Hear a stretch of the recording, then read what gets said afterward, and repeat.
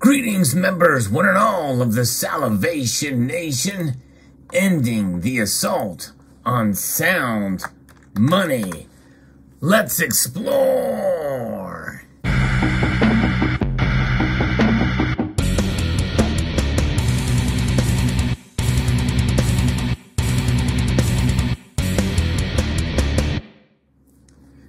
Taxation is theft. Many of us feel that way. Now, I'm not against paying some taxes as long as it's for constitutionally mandated initiatives, but nonetheless, most of us feel that the government wastes a lot of our money, most of our money. But one thing is for sure, taxation is going to be here to stay. There are things that are exempt from taxes, and most of us feel that since gold and silver are mentioned in the Constitution, essentially recognized as money, and most feel that precious metals should be exempt from taxation. In other words, states should not be collecting taxes on precious metals. Even platinum. Platinum is not mentioned in the Constitution, but many of the states reference it, as well as gold and silver and palladium, when they are talking about their taxes or lack thereof in their states. 42 states have removed taxes from the purchase of gold and silver in one form or another. I'm going to be referencing an article from Fee Stories that talks about this. And last year was a good year for state-level sound money legislation across the United States. 2022 could be even better. Some of these stories I had covered on this channel. I do like to keep up with anything related to precious metals, so if you do as well, I hope you will consider maybe pressing the notification bell and engaging by gently caressing the like button and subscribing if you haven't done so already. But building on the success enjoyed by sound money advocates in Arkansas and Ohio last year, more than a half dozen states are now considering legislation that rolls back discriminatory taxes and regulations on the sale, use, and purchase of gold and silver. And there's 42 that have removed some or all taxes. And that is the clarification, because other articles just say that they have that 42 states have tax-free laws. But not all the taxes are done away with. There are stipulations, some of them rather complex in some of these states. There are new bills pending now in 5 of the 8 remaining states: Tennessee, Mississippi, Kentucky, Hawaii, and New Jersey.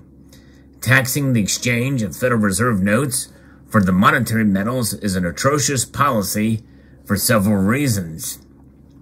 States generally don't tax the purchase of other investments.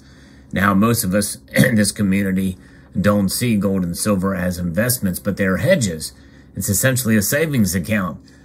You're saving with sound money instead of unsound money. This is unsound money. This note right here, this Federal Reserve note, is a debt instrument.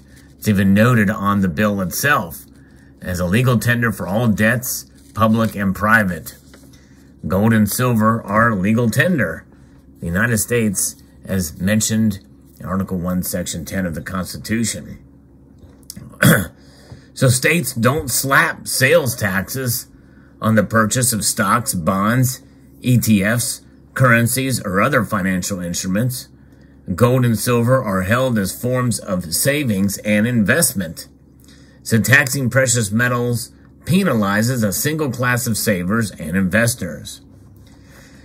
Taxing precious metals actually reduces a state's tax revenues. This is interesting. A Michigan analysis revealed that the sales tax revenue extracted was actually exceeded by revenue lost from conventions, businesses, and economic activity driven out of the state. Yes, indeed. In fact, in other words, if you have a neighboring state that is going to hold a coin show, they're more apt to pick a state where there's no taxes. States with sales taxes on precious metals are at a competitive disadvantage to neighboring states that have ended the practice. Taxing precious metals is harmful to citizens attempting to protect their assets. Purchasers of precious metals generally aren't fat cat investors, much to the chagrin of most people who thinking, well, you own gold, you must be rich. No, that is not the case. In fact, I've been accused of it from several in the community who say, oh, look at all that gold. It takes a lot of discipline and hard work to get gold and precious metals. You're sacrificing a whole heck of a lot of other things in order to do so. Most people who buy precious metals do so in small increments as a way of saving money. People purchase precious metals in part to preserve their wealth against the ravages of inflation, and we're seeing that nowadays, but also deflationary pressures as well, and economic uncertainty. Inflation especially harms the poorest amongst us, including pensioners, senior citizens on fixed incomes, wage earners, and savers. In fact, if you hold these debt instruments in a savings account right now, you are losing money. No question about it. You are losing money when you hold these things in a savings account because you're getting about a 1/10 of a percentage point in savings and interest in the savings account right now, and inflation is at 7% year over year. So you are definitely losing when you hold these dollar bills in a savings account or digital representations thereof. When you hold these, gold, silver, and even to some extent platinum in your possession, well, you are preserving your wealth. And that's what it's about. It's about wealth preservation, folks. Indeed. Levying taxes on precious metals is illogical and inappropriate. Well, logic and appropriateness, tying that with government, is a strange combination these days. Purchases of computers, shirts, and shoes are taxable to the final consumer, but precious metals are inherently held for the resale, not consumption, making the entire notion of taxing their purchase illogical from the start. I agree wholeheartedly. That makes perfect sense. So here is a quick rundown of pending sales tax repeal bills. In the bluegrass state, Kentucky, Representative Kirk McCormick introduced House Bill 272 just in a recent week or so to cancel Kentucky's sales tax on gold, silver, platinum, and palladium coins and bars. In neighboring Tennessee, Representative Gant and Senator Stevens are pursuing a similar measure. Their efforts are bolstered by a newly released study by the Tennessee Advisory Commission on Intergovernmental Relations, which encourages the volunteer state to end the practice of taxing precious metals. House Bill 514 and Senate Bill 870, introduced in 2021 by Representative Grant and Senator Stevens, respectively, will be considered this spring.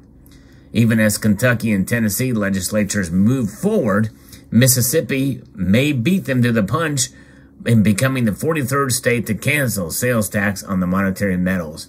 And that's what needs to be done, a wholesale cancellation of sales tax. So far, 3 such bills have been introduced in Mississippi: House Bill 426, House Bill 518, and 729er, introduced by Representative Ford, Representative Hopkins, and Representative Baumgar, respectively. Hawaii is also poised to end sales tax on gold and silver. House Bill 1184, introduced by Representative Okimoto, sailed through 2 committees last year, passing unanimously out of one and passing overwhelmingly out of the other. The bill was put on hold due to fears that enacting tax cuts could jeopardize Biden's handouts to state legislatures last year. Meanwhile, legislatures in New Jersey also hope to eliminate sales taxes on precious metals. Last year's sound money tax exemption effort was led by Assemblyman Dancer and Senator Doherty, and they are championing this cause in the Garden State again this session. Alabama and Virginia are among the states already on the right side of the sales tax issue. However, both exemptions sunset this year, and I know that some of these states, by the way, they have exemptions for sales tax above a certain amount. Usually it's $1,000 or $1,500, which really penalizes those who want to get can't afford to spend $1,000 on gold or silver. Sound money allies have already mobilized, introduced measures to extend the life of those states' exemptions, specifically Senate Bill 13, sponsored by Senator Milson of Alabama, and House Bill 936, sponsored by Delegate Batten in Virginia. Let's hope they succeed, because reimposing sales tax on gold and silver has proven to be a debacle. The state of Ohio and Louisiana both experimented briefly with resuming taxation on precious metal purchases, only to reverse course after businesses, coin conventions, and state tax revenues exited the state.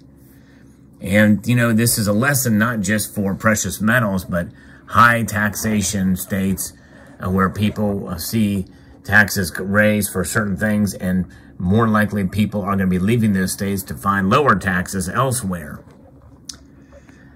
In 2019, the Sound Money Defense League teamed up with sound money advocates in West Virginia to eliminate sales tax on precious metals.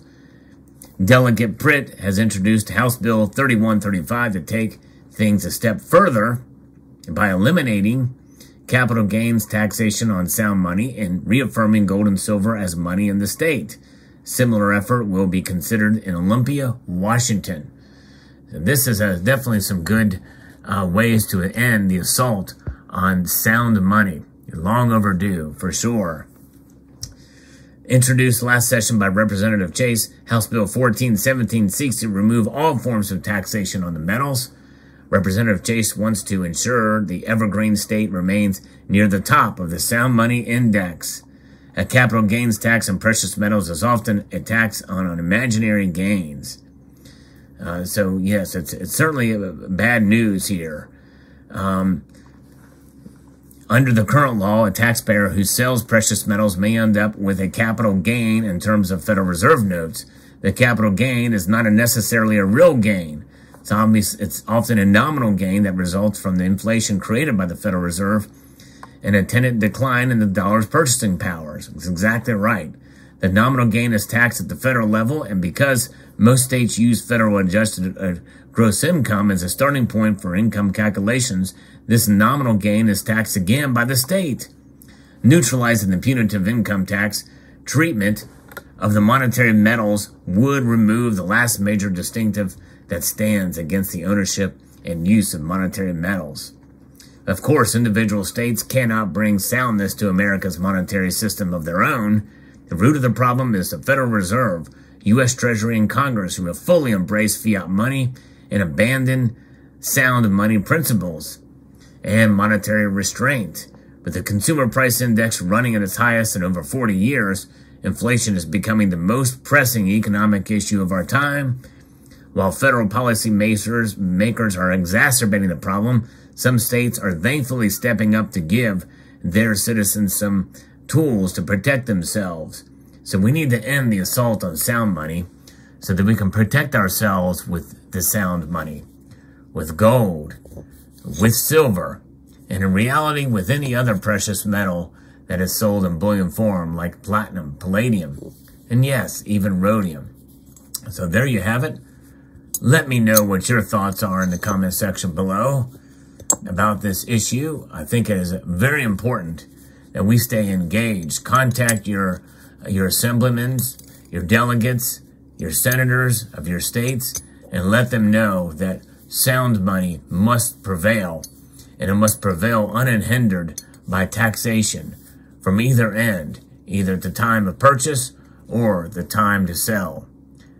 Silver, gold, platinum, palladium, rhodium, they are the future because they have always been in the past, especially gold and silver. I guess platinum, palladium, and rhodium, they're recent discoveries from the 1700s and forward. There you go. Let me know what your thoughts are in the comment section below. I'd like to extend a multitude of gratitude to you all for taking the time to watch, and to encourage you to please rate, share, comment, and subscribe.